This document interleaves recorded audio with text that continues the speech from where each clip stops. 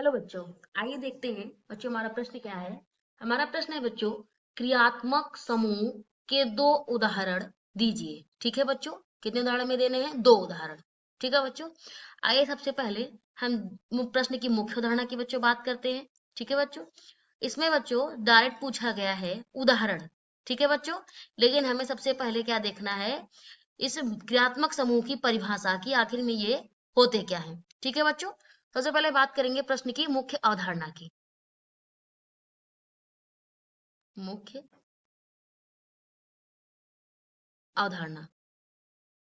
ठीक है बच्चों, आइए देखते हैं हमारे प्रश्न की मुख्य धारणा क्या है।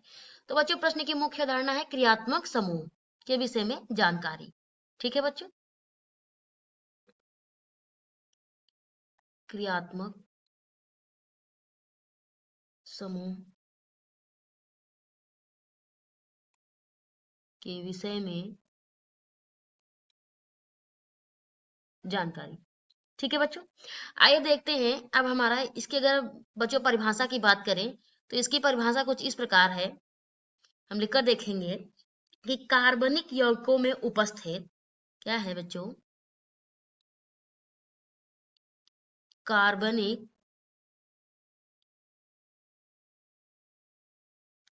यौगिकों में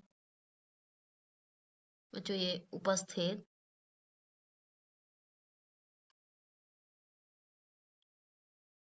अब इसकी बच्चों परिभाषा के माध्यम से ये समझेंगे कि हमारा प्रश्न के उत्तर में उदाहरण कैसे देना है।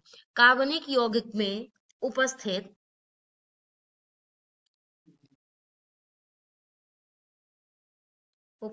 वे परमाणु या परमाणु के वे समूह,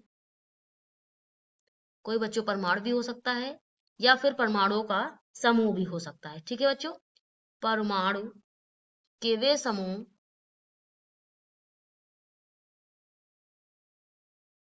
जो उनकी जो उनकी क्रियाओं को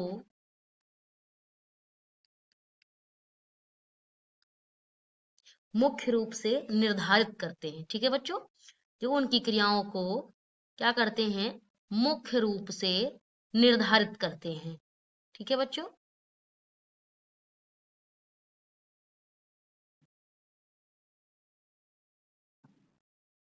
ठीक है बच्चों, निर्धारित करते हैं, क्या कहलाते हैं, क्रियात्मक समूह कहलाते हैं। ठीक है बच्चों,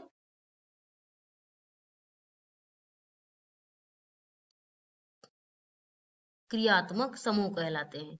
बच्चों यहाँ तो बात हो गई कि ये हमारे परिभाषा की अगर हम बात कर रहे थे, तो बच्चों अगर यहाँ पे बात कर रहे हैं कि परिभाषा की, तो परिभाषा तो हमारी ये है कि जो हमने लिखा है अभी ऊपर। ठीक है बच्चों, क्या है यहाँ पे, क्रियात्मक समूह। ठीक है बच्चों, मैं इसको फिर से लिखती हूँ,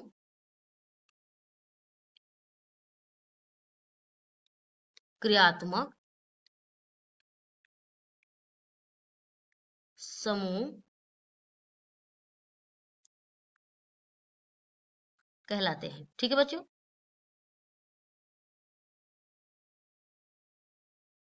अब बच्चों देखिए, ये तो हमने परिभाषा की बात की कि कार्बनिक यौगिकों में उपस्थित वे परमाणु या परमाणु के वे समूह जो उनकी क्रियाओं को मुख्य रूप से निर्धारित करते हैं, क्या कहलाते हैं, क्रियात्मक समूह कहलाते हैं। अब आइए बच्चों इसके उदाहरण की बात कर लेते हैं। ठीक है बच्चों, तो उदाहरण में हम देखते हैं, इसके दो उदाहरण की बात करनी है बच्चों। तो उदाहरण में हम सबसे पहले ले लेते हैं मेथिल अल्कोहल, जिसका सूत्र होता है बच्चों CH3OH। इसका क्या नाम है, मेथिल एल्कोहल। ठीक है बच्चों, एक कार्बन के लिए हम लोग मेथ का उपयोग करते हैं, इसलिए इसमें ये हो गया, और एल्कोहल समूह लगा इसलिए हो गया मेथिल ये एल्कोहल। ठीक है बच्चों, अब दूसरे बच्चों अगर बात करें, ये हमारा पहला उदाहरण हो गया और ये हमारा अब दूसरा उदाहरण।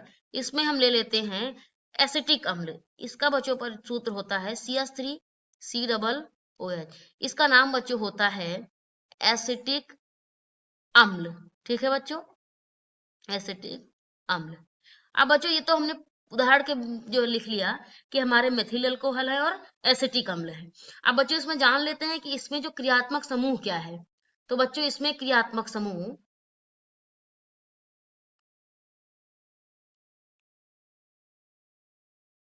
हमारा क्या है, OH है।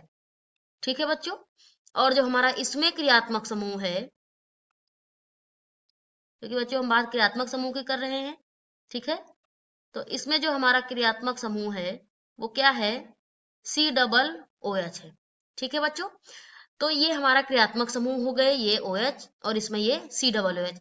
इसमें बच्चों बताया गया है कि ये मुख्य रूप से क्या करते हैं, निर्धारित करते हैं।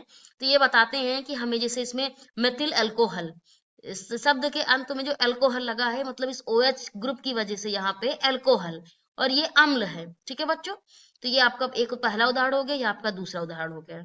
आशा करते हैं बच्चों प्रश्न का उत्तर समझ आया होगा। धन्यवाद।